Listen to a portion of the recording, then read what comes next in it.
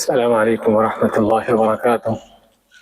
الحمد للہ رب العالمین والصلاة والسلام علی رسولہ الکریم وعلی آلہ وصحبہ ومن سار علی نہجہ الی یوم الدین وسلم تسلیما کثیرا، اما بعد۔ معزز بھائیو، سابقہ ملاقات میں ہم نے سورۃ اخلاص قل هو اللہ احد اس کے معنی تفسیر بیان کیے تھے کہ جس میں اللہ تعالیٰ نے اپنا تعارف کروایا ہے کہ اللہ تعالیٰ کون ہے،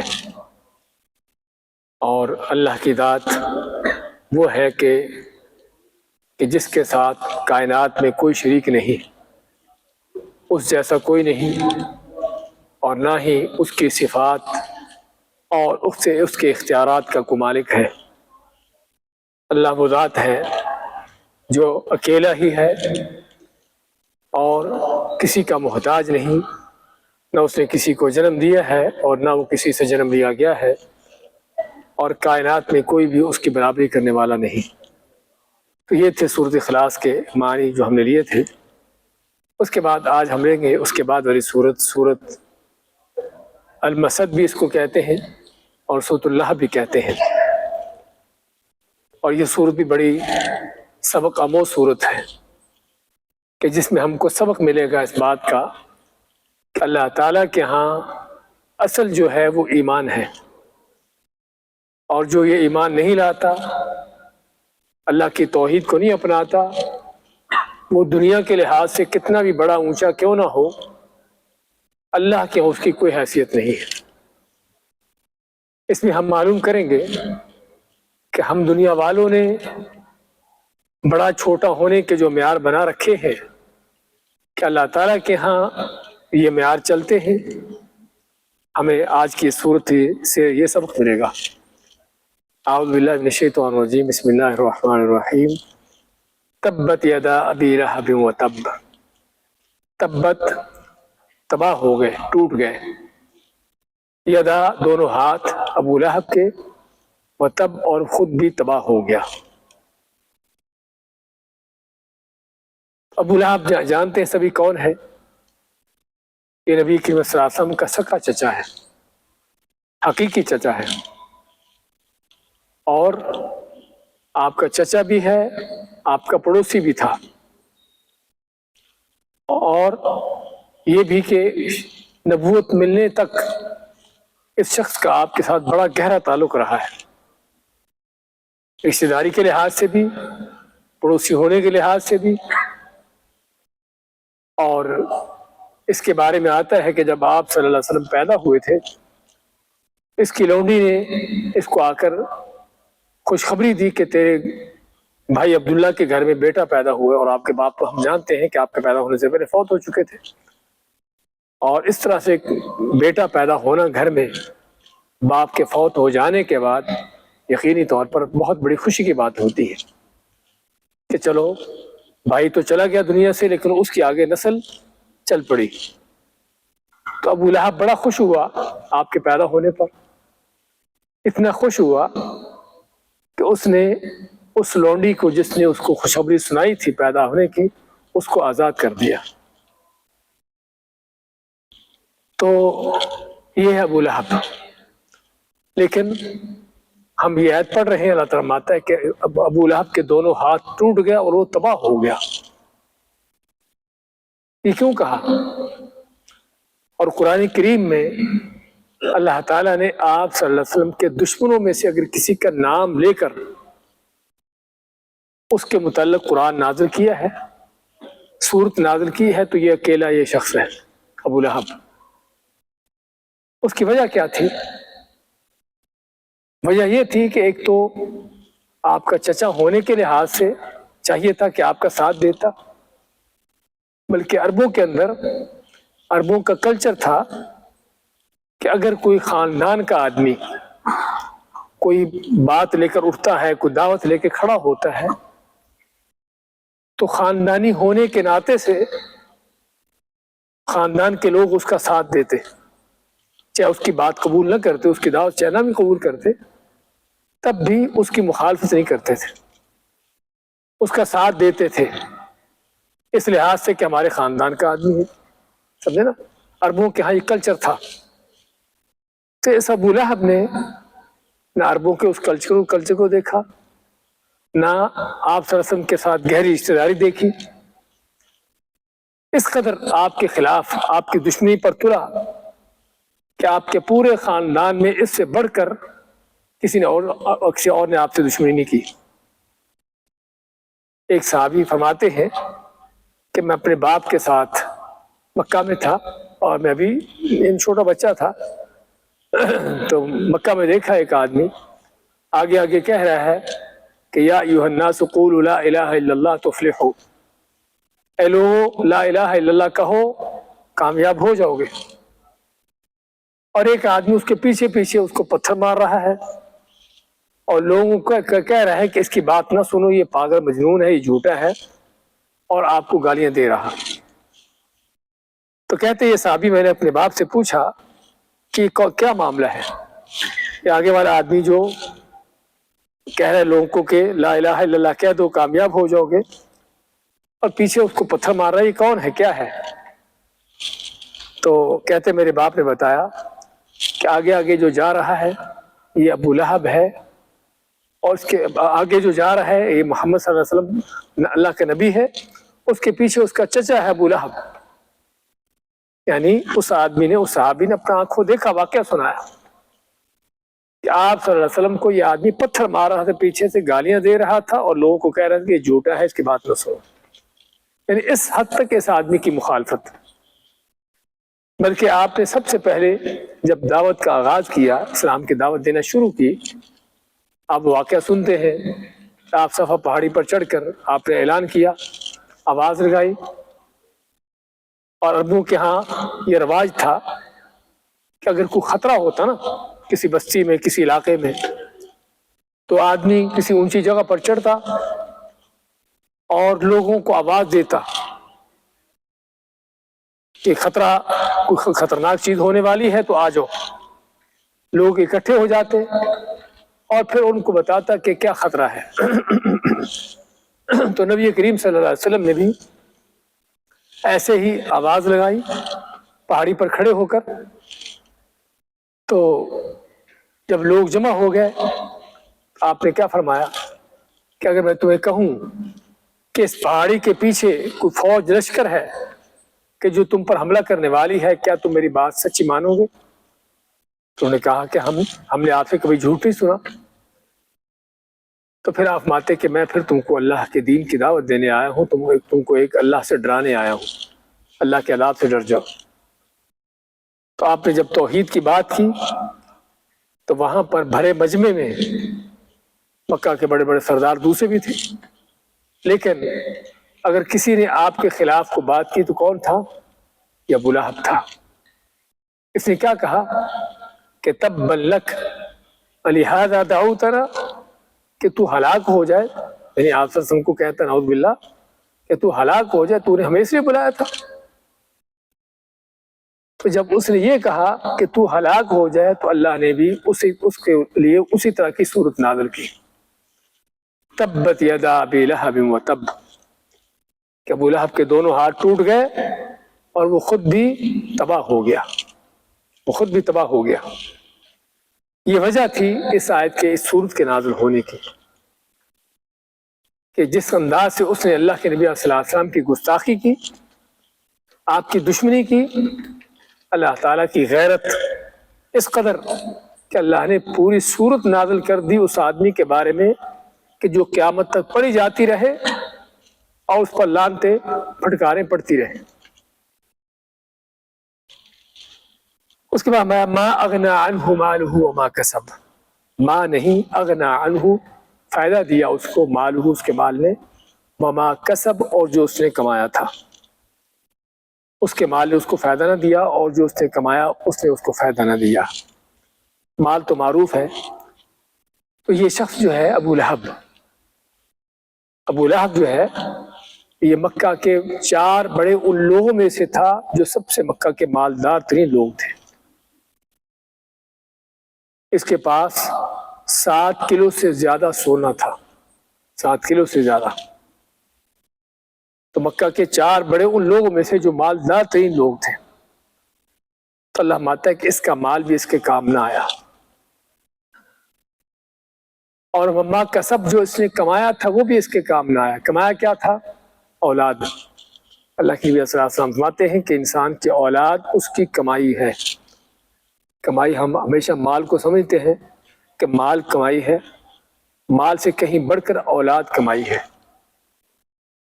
اگر واقعی ہی اولاد کی صحیح تربیت کر لے تو اولاد وہ کمائی ہے کہ جس سے بڑھ کر دنیا کے اندر کوئی دوسری کمائی نہیں ہے۔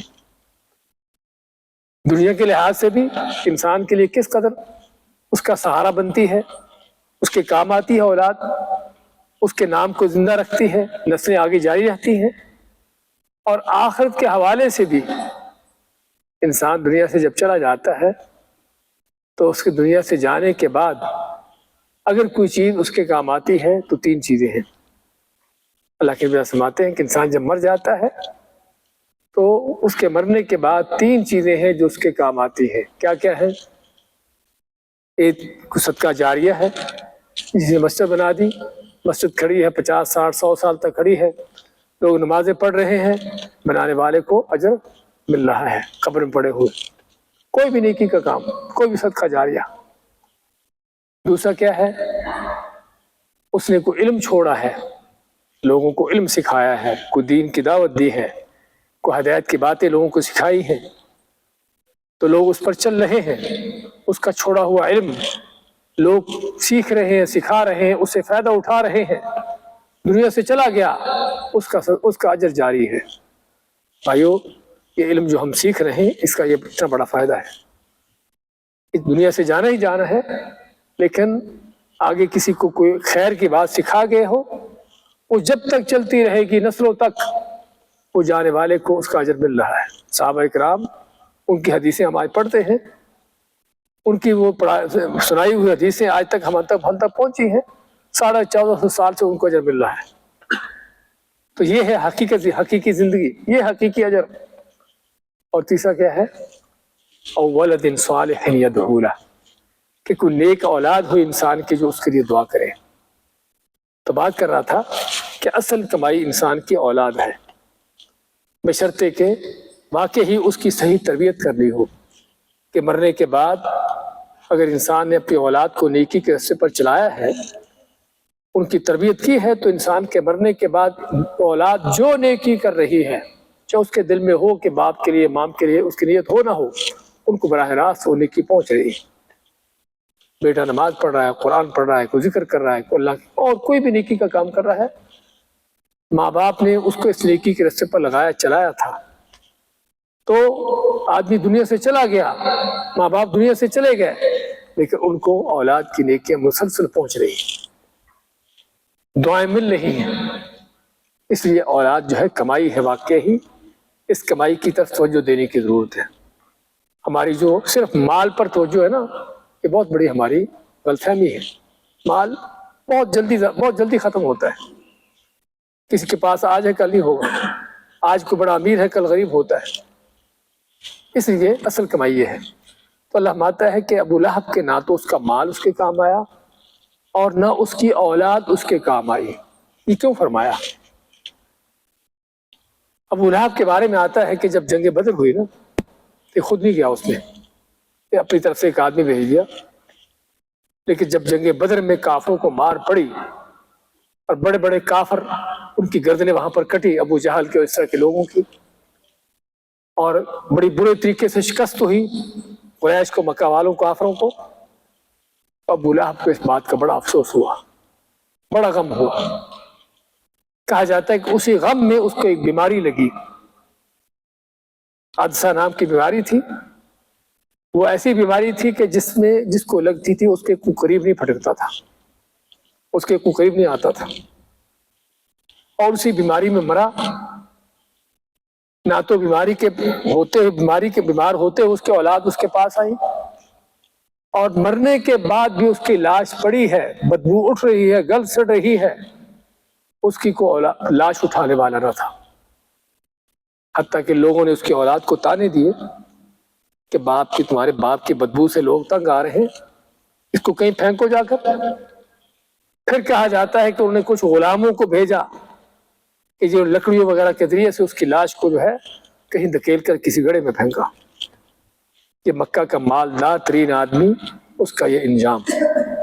جیسے کیا پتہ چلتا ہے کہ مال جب اللہ تعالیٰ چاہتا ہے اسی وقت کام آتا ہے، ورنہ یہ کام نہیں آتا.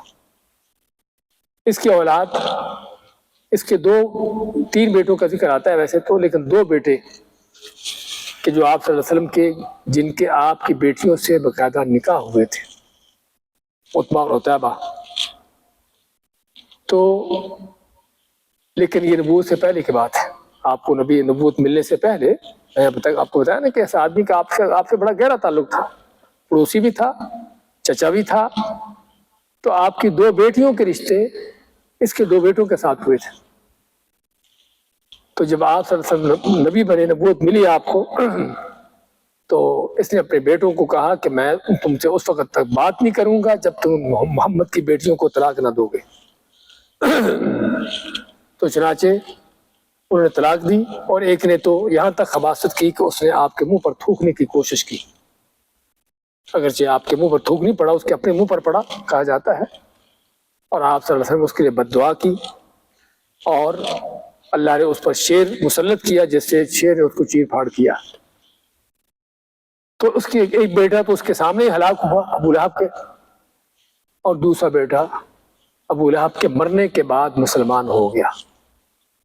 یعنی باپ کے دین کے خلاف، باپ شرک پر، کفر پر، بیٹے نے اس کے دین کے خلاف دوسرا دین اسلام اپنا لیا. اس سے بڑھ کر باپ کے لیے اور ذلت کیا ہے؟ اس لیے اللہ تعالیٰ ابو لہب کے نہ تو مال کام آیا، نہ اس کے اولاد کام آئی، نہ اس کی زندگی میں، نہ مرنے کے بعد. تو یہ ہے سیصلی نارا ذات لہب. یہ تو اس کا دنیا کے اندر حال تھا کہ لعنتیں پھٹکارے ڈال دی اللہ نے. قیامت تک یہ صورت پڑی جاتی رہے گی. اور اس کے ساتھ ساتھ اس کی موت جس انداز سے ہوئی، جس انداز سے ہلاک ہوا، آخر تو اس کا انجام کیا ہے؟ علامات سیصلی نارن، ان قریب داخل ہوگا ایسی آگ میں، ذات لہب، بڑی شعلہ مارنے والی آگ ہے، بھڑکتی ہوئی آگ میں، شعلہ مارنے والی بھڑکتی آگ میں ان قریب داخل ہوگا، یعنی مرنے کے بعد. اچھا، اس کا معنی کہ ابو لہب پھر کون ہے؟ کافر ہے کہ مسلمان ہے؟ جنتی ہے یا جہنمی ہے؟ قرآن کی اس آیت کے بعد کچھ شک رہتا ہے ابو لہب کے جہنمی ہونے کا؟ لیکن جب عقل پر شیطان چڑھا ہوتا ہے نا، مت ماری ہوتی ہے، تو پھر آپ ابو لہب علیہ السلام بھی آپ سنیں گے. میں نے خود اپنے کانوں سے سنا کہ آپ کے ساتھ ہی دوسری قوم رہتی ہے، ان سے پوچھے جا کر ابو لہب کون ہے؟ ابو لہب علیہ السلام، جسے انبیاء کو علیہ السلام کہا جاتا نا، ان کے ہاں ابو لہب بھی علیہ السلام ہے. نعوذ باللہ.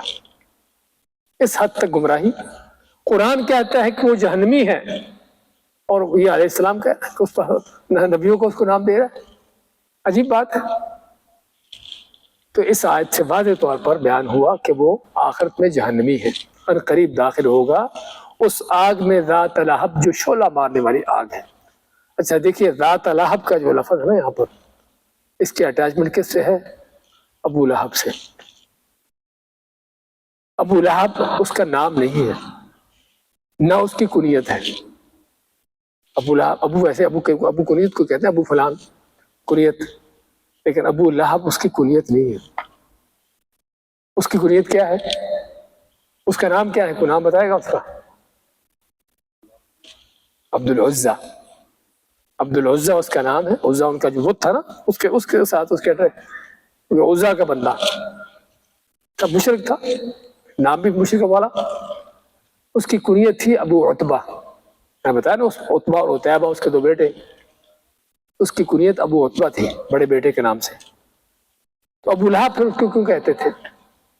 ابو لہب جس طرح ابو جہل تھا نا، اس طرح ابو لہب، یہ اس کا لقب ہے. ابو لہب اس کو اس لیے کہتے تھے کہ بڑا چمکتا دمکتا اس کا رنگ تھا، جس طرح شعلہ مارتا رنگ ہو نا. اور لہب کہتے ہیں آگ کے شعلے کو، آگ کا جو شعلہ ہوتا ہے اوپر اٹھنے والا، اس کو لہب کہتے ہیں. تو جس طرح وہ خود ابو لہب تھا، بڑا شعلہ مارنے والا اس کا رنگ تھا، اللہ مانتا ہے کہ ایسی ہی شعلہ مارنے والی آگ میں داخل ہوگا. سیصلی نارا ذات لہب. اچھا یہ تو ابو لہب کا اس کا معاملہ ہے. ابو لہب اکیلا نہیں تھا آپ کی دشمنی میں، آپ کو تنگ کرنے میں، آپ کے خلاف پراپیگنڈے خواص سے کرنے میں اکیلا نہیں تھا. بیوی بھی ساتھ تھی، شانہ بشانہ تھی. شانہ بشانہ چلتی ہے نا، ہاں تو وہ بھی شانہ بشانہ چل رہی تھی اس کے ساتھ. آپ کے خلاف جو سازشیں، جو پراپیگنڈے، گالی گلوچ وہ کرنے کے لیے ابو لہب کے ساتھ ساتھ تھی. آپ سنتے ہو کہ بعض اوقات کے آپ کے گھر کے سامنے لا کر کانٹے پھینکتی، آپ کے گھر میں کوئی گراز سے پھینک دیتی، اس طرح کے کام کرتی. کہ وہ پڑوسی تھی تو وہ بھی اس طرح کے کام کرتے. تو اللہ فرماتا ہے کہ اس کی بیوی کا انجام کیا ہے؟ وَامْرَأَتُهُ حَمَّالَةَ الْحَطَبِ. اس کی بیوی جو ایندھن اٹھانے والی، حطب کہتے ہیں ان لکڑیوں کو جو جلانے کے کام آتے ہیں نا، جلانے کے جو لکڑی کام آتی ہے اس کو حطب کا نام دیتے ہیں.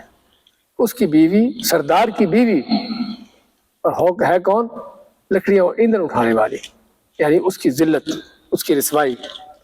ایک تو اس کے اندر رسوائی، اس کی ذلت، اور دوسرا وہ لکڑیاں ایندھن کیا اٹھاتی تھی؟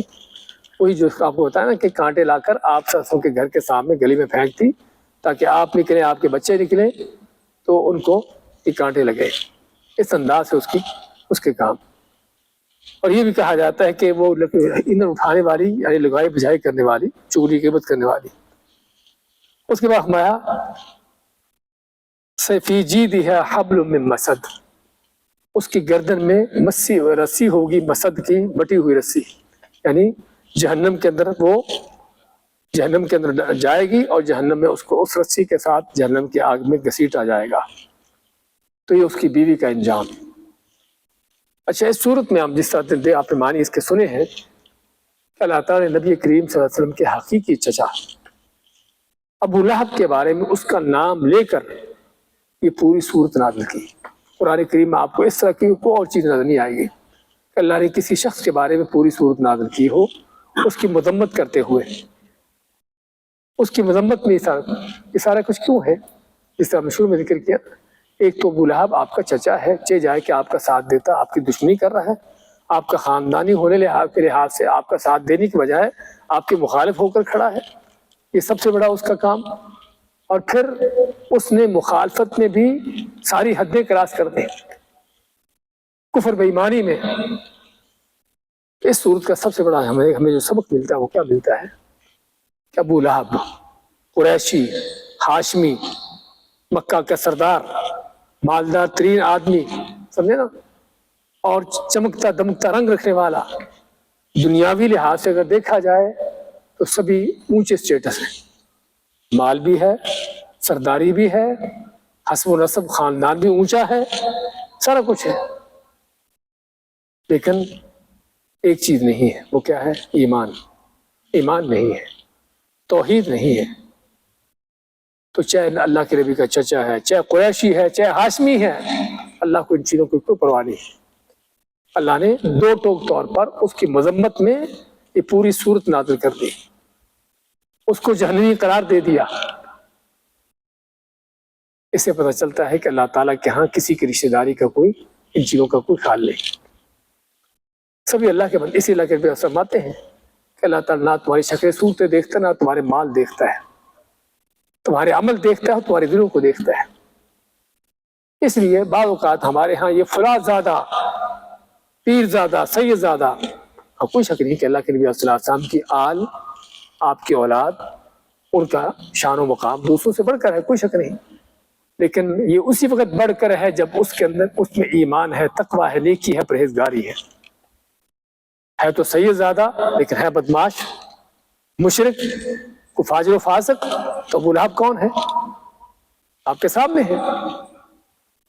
ہمارے ہاں بعض اوقات یہ تو سید زادہ ہے، یہ نہیں دیکھتے کہ وہ سید زادہ کے کرتوت کیا ہے. وہ تو صرف سید زادہ ہے، یہ آپ کا چچا ہے ابو لہب. اس کا یہ حال، اس کا یہ انجام آپ سن رہے ہیں قرآن کے اندر. یہاں پر بھائیو بہت بڑا جو سبق ملتا ہے، اللہ کے ہاں سید زادگی اس طرح کی چیزوں کی کوئی حیثیت نہیں. جب تک ایمان نہیں ہے، جب تک تقویٰ نیکی نہیں ہے، ہاں تقوی نیکی ہے، ایمان ہے، چاہے کوئی بھی کیوں نہ ہو، دنیا میں کتنا بھی گرا کیوں نہ ہو، اللہ کے ہاں وہ اونچا ہے۔ اس طرح ایک طرف آپ یہ دیکھ رہے ہو ابو لہب دنیا کے لحاظ سے بہت اونچا، لیکن اللہ کے ہاں اس قدر گرا ہوا، اور اس کے مد مقابل حضرت بلال رضی اللہ تعالیٰ عنہ، حبشی، غلام، آزاد بھی نہیں ہے۔ غلام ہونے کا معنی ہے کہ جو اپنے آپ کا مالک بھی نہیں ہے، جس کو اپنے اوپر بھی اختیار نہیں ہے۔ غلام ہونے کا معنی یہ ہوتا ہے کہ وہ خود اپنی مرضی سے بھی نہیں کچھ نہیں کر سکتا، اس کی مرضی مالک کی مرضی کے مطابق ہوتی ہے۔ کالا سا رنگ ہے، خوبصورتی نام کی کوئی چیز نہیں ہے، فقیر غریب ہیں، اس قدر دنیا کے لحاظ سے دنیا والوں کے ہاں گرے ہوئے ہیں کہ ان کا آقا ان کے گلے میں رسی ڈال کے بچوں کو دے دیتا، وہ بچے مکہ کی گلیوں میں اس کو گھسیٹتے پھرتے۔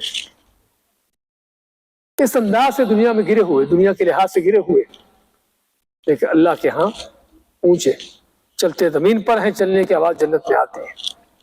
اللہ کے نبی صلی اللہ علیہ وسلم جنت میں داخل ہوئے، جب آپ کو جنت کی سیر کروائی گئی تو آپ نے اپنے آگے کسی کے چلنے کی آواز سنی، پوچھا جبرائیل علیہ السلام سے کہ کس کے چلنے کی آواز ہے؟ اور فرمایا کہ بلال کی۔ اور بلال کہاں ہے؟ ابھی زمین پر ہے، ابھی زندہ ہے، زمین پر فوت بھی نہیں ہوئے، اور چلنے کی آواز جنت میں آ رہی ہے۔ آپ صلی اللہ علیہ وسلم بلال سے پوچھتے ہیں، بلال تم کیا عمل کرتے ہو، کیا نیکی کرتے ہو کہ میں اپنے آگے تمہارے چلنے کی آواز سن رہا تھا؟ تو بلال فرماتے ہیں کہ اللہ کے نبی صلی اللہ علیہ وسلم اور کوئی خاص نیکی تو نہیں ہے، بس یہ کہ جب بھی وضو کرتا ہوں دن یا رات میں تو وضو کرنے کے بعد نماز پڑھ لیتا ہوں، نفل پڑھ لیتا ہوں جو اللہ نے لکھے ہیں۔ کہنے کا مقصد تو یہ اللہ کے ہاں عظیم مقام، اس حبشی کا، غلام کا، فقیر کا، غریب کا، جس کی دنیا کے اندر کوئی حیثیت نہیں تھی، لیکن ایمان ہے، تقوی ہے، توحید ہے۔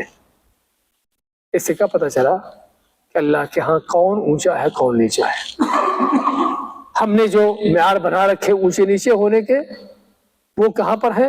آج بھی ہمارے آج بھی یہی معیار ہے، کیونکہ چنانچہ فلاں بڑا مالدار ہے، وہ چودھری ہے، سردار ہے، اس کی بڑی عزت ہے۔ کوئی نیک متقی پرہیزگار کو عالم دین کو اس طرح کا، اس کی کوئی دیکھنے والا بھی نہیں ہوتا اس کو۔ تو دنیا کے اندر ہم نے جو معیار کھڑے کیے ہوئے ہیں، اللہ کے ہاں یہ نہیں ہے۔ اور اصل بھائیوں، اللہ کے ہاں معیار ہے، اللہ کے ہاں کون اونچا ہے، کون عزت والا ہے۔ اس لیے انسان کی ہمیشہ اس چیز پر نظریں ہونی چاہیے کہ دنیا والوں کے ہاں تو بڑی میں نے اس سے حاصل کر لی، بڑے اونچے اسٹیٹس لے لیے، بڑی تعریفیں کروا لی، لیکن اللہ کے ہاں میری حیثیت کیا ہے، یہ چیز دیکھنے کی ضرورت ہے۔ اس صورت کا ہمیں سب سے بڑا سبق یہ ملتا ہے کہ قریشی ہاشمی، آپ کا چچا، اتنے عظیم لقب ہونے کے باوجود جب ایمان نہیں ہے تو انجام کیا ہے۔ تو ضرورت ہے انسان کو اس حیثیت کو جاننے کی، اس حقیقت کو سمجھنے کی۔ پھر سے دیکھیں سورت کے معنی کو، تبت یدا ابی لہب وتب، ابو لہب کے دونوں ہاتھ ٹوٹ گیا اور وہ خود بھی ہلاک ہو گیا، تباہ ہو گیا۔ ما اغنی عنہ مالہ وما کسب، اس کا مال اس کے کام نہ آیا اور جو اس نے کمایا۔ سیصلی نارا ذات لہب، ان قریب داخل ہوگا اس آگ میں جو بھڑکنے والی، شعلے والی ہے۔ وامرأتہ حمالۃ الحطب، اور اس کی بیوی جو ایندھن رکھنے اٹھانے والی ہے۔ فی جیدہا حبل من مسد، اس کی گردن میں رسی ہوگی بٹی ہوئی جو جس سے جہنم میں اس کو کھینچا جائے گا۔ بارک اللہ فیکم۔